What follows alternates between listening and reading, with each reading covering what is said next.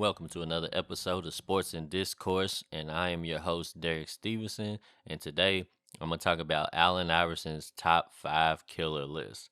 So, if you aren't aware of it, Allen Iverson, he's always doing some little NBA hot takes now that he's retired. So, he's always giving us his list.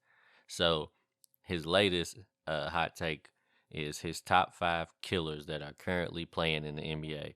And the people that he put on this list are Steph Curry, KD, James Harden, Bradley Beal, and Dame Lillard. And I think it kind of ruffled some feathers just because, notably, he left off LeBron James. And to be honest with you, um, I just think LeBron plays the game differently than these guys. I think what Allen Iverson is talking about when he's saying killers, I think he means people whose just primary objective is to just score the basketball. And that's the way they try to win basketball games is you give me the ball and I'll score it more than the rest of the other players and the other team, and I'll will us to victory through scoring. I think that's what he means. That's the way he played the game. Like Allen Iverson might have been listed as a point guard, but I just never really seen him as a point guard. Like when I think of a point guard, I think of somebody who brings the ball up the court, directs people into the right positions, and tries to manipulate the offense to get players high percentage shots. And, when they say like a floor general, somebody who knows where the players like the ball at or where they shoot the highest percentages from. And he actually tries to feed them the ball in those positions so that they can shoot high percentages, which will benefit them and the team. And that's what a point guard usually does. And I've never seen Allen Iverson play the game to where I feel like that's what his primary focus was on the court. That's more so how LeBron James actually plays the game. Even though LeBron James scores extremely high, I mean, he's probably going to always sit between 27 and 30 points a game. Um, he's going to probably end up breaking all the all-time scoring records. I think his primary focus when he's on the court is not to just score, it's to just orchestrate the offense so that they're getting high percentage shots. I don't think he necessarily looks at it like he has to take all the shots to give them a chance to win. I think he just wants the team to play solid fundamental basketball and he feels like through the solid fundamental game scheme, he will score the amount of points that he needs to score, and also the rest of the players will, and they'll ultimately win a high percentage of game. Which throughout his career, he's basically been able to do that. Like he's always had highly competitive teams. Um, he's never, even though he has a high usage rate, I wouldn't say he's a ball hog because he's definitely going to have the ball in his hands. He's definitely going to make a lot of the decisions for the team, but it's not necessarily based around him scoring the basketball. So I don't think he deserves to be on a killer list.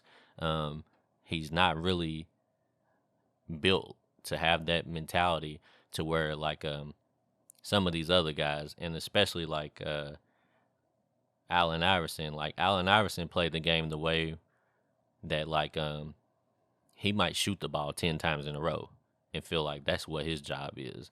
Like I gotta, what I'm saying, I gotta blow this game open in the third quarter. I might have to shoot 10 or 15 times in this quarter. And there's lots of guys in history that played the same way. Michael Jordan played like that. Kobe Bryant played like that.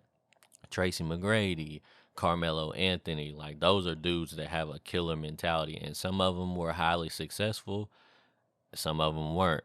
It works for some people and some teams, and it doesn't work for others. Um, but me, preferably, those are the type of players that I actually like and enjoy watching the best. Um, I kind of sometimes I think LeBron James he might have sold himself short a little bit by playing the game so fundamentally correct, if you will. I feel like there's moments where I wanted to see him become a killer. And I feel like if he would have had the killer instinct that some of these other ball players had, I think he would have actually probably surpassed Jordan with championships because I feel like getting to the championship 10 times and losing 6 of them, I feel like if he would have had the killer instinct, he probably might have only lost 3 of them. Like, or maybe even less. Like, I just feel like he left some championships on the table by not having the killer mentality. And there was times where I feel like it's like the whole world, well, at least definitely not his fans, but most people are looking at him like, let's go, brother. Like you might have to score 8 in a row right here to bring this one home. And like whenever he did it against the Detroit Pistons, however many years that was, I think he either scored or assisted on like 25 straight points. Like, that's one of the most impressive things I ever seen him do. And I feel like even though that's not really his game, consistently he's just not going to do that. But I feel like if he would have played like that his whole entire career, I think he would have surpassed everybody. And I don't even know if you could even make a case that anybody would be better than him if he would have played like that throughout his whole career. I think the reason why people still, including myself, don't give him the GOAT status is because I feel like, me personally, there's moments where I feel like he failed because he was too passive on the court or because he's too unselfish. And me personally, I think that that's just the way I like to see ball players play. So I understand what Allen Iverson means when he say he's not really a killer. Like, he's just not in the mind frame to go out there and just score all the points. Like, he's going to score because he's just gifted enough that he's always going to score. Um, but there's just moments in the game when you see it in other guys' eyes, especially the people that Iverson put on that list. Like, there's moments where you see them and it's like, oh, they're looking like this is my time. I'm about to put the team on my back and bring it home. Even though Bradley Beal hasn't really been successful as far as winning is concerned, you can still see where Iverson will put him on the list because he's just one of them type of players that, like, he will try to shoot his team to a victory.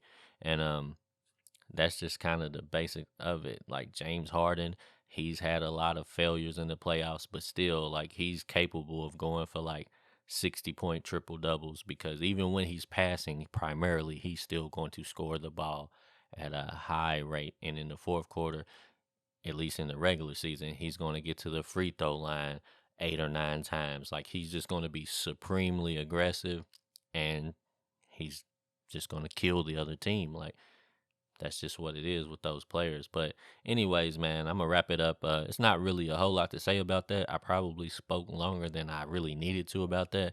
But just anyways, just let me know what you think. Do you think was Iverson right? Should LeBron been left off the killer list, or do you think even though he's not really always the most aggressive player, that he still deserves to be on the killer list just because he ends up with 27 to 30 a game no matter what? Just let me know, man, and I'm gonna wrap it up here, man. I'll holler at y'all.